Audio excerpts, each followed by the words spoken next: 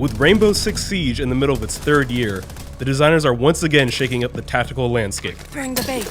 In this latest season, the team is unveiling a few tricks that will have even the most seasoned players second-guessing their finely tuned killer instincts. For Operation Parabellum, we spoke to the developers to find out how you design a brand new CTU, what happens when you weaponize a bulletproof camera, and how you toy with human nature itself. So the process when we look into new CTUs, I'm looking into a lot of photos, videos, and also we have a research group and they will dig more deeper and send us everything we need to know. There's always a little thing on them that is very, very different. This is the starting point. The GIS, it was simple as the short sleeves and the beret, the red beret. So I starting around that, it was that this is interesting, this is different, we can create stuff around this. There are operators that are designed to fit a very specific role and that will interact with something very specific. An operator like Alibi, on the other end, like it's a blank sheet. Like the player base can do so many things with her. Time for distraction. Because it is one of the most creative gadgets we have so far, I believe. It's like, well, have fun, show us what you can do with this. So this is a very tricky operator. Clearly, she brings out deception. It's her strength. She doesn't have a grenade launcher. She just knows human nature so well. That is her weapon, I would say. I really like to sit down with game designers, have a coffee with them, really understand whatever inspired them, and I can really make the idea bloom into something more. There was definitely something about the femme fatale that was inspiring, of course. You know, we are developing the operators at the same time as the gadget, and we wanted to find a way to blend the character with the hologram. So, you know, if we reveal the face and we have a real face, but it's not really a face on an hologram, it was looking kind of weird. So we took the decision to keep the mask on, Alibi. But what is fun is that you will see that in the menu and in different part of the game, you can see her face. We had at a certain step the concept of an automated threat. It was just you deploy the threat and shoot things, and which is something that we've seen in many video games before, and it's interesting. It became obvious that it was not really interesting in a PvP context, so the automated aspect of the threat went away.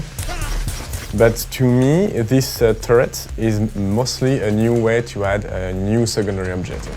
As a defender, I could add a mirror and an AES, and now I can add a threat on top of that. And as an attacker, I can choose to deal with two of those, or maybe all of those if I'm efficient, or maybe I have the tool to deal with all of them, but maybe not. He's sort of like a cigar-smoking bon vivant who's in the military, and you know he's having the time of his life. Well, what we did was, with the personality of Maestro, we really wanted that to come out in the way he does his lines.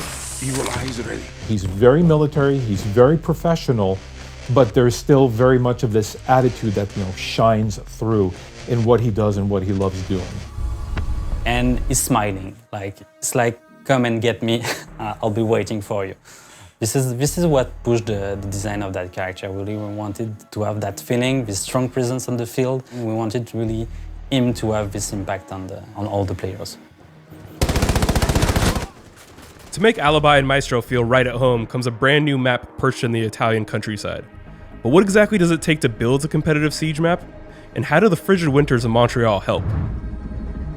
I actually do the floor plans roughly, like main corridor flow, again on paper. I'm not touching Photoshop. It's my time just to sit and get a pencil out and draw. So I sit and draw quite a lot.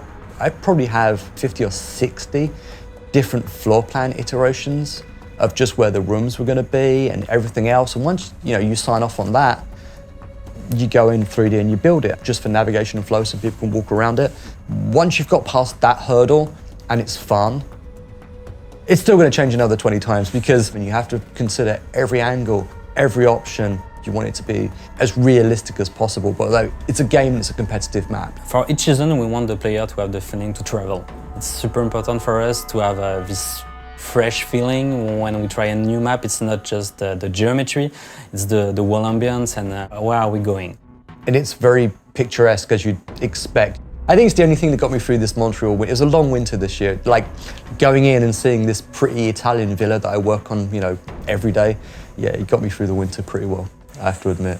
That's probably why it looks so nice. We should all make maps in the dead of winter. They'll all look beautiful because, you know, it's dark outside. It's like you want to see something pretty on your screen and nice and warm.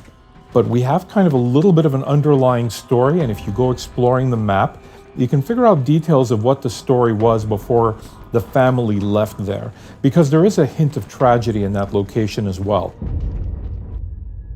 I know that people have been asking about Maestro and Alibi. They were on the same side for a long time. They're both defenders. They have been working in the same operation to dismantle the crime family. So clearly there's history there. But there's also tension, and that is caused by the real reason why Alibi was selected by Rainbow to be part of that organization. She has her own agenda, always, and she can't share it with anyone.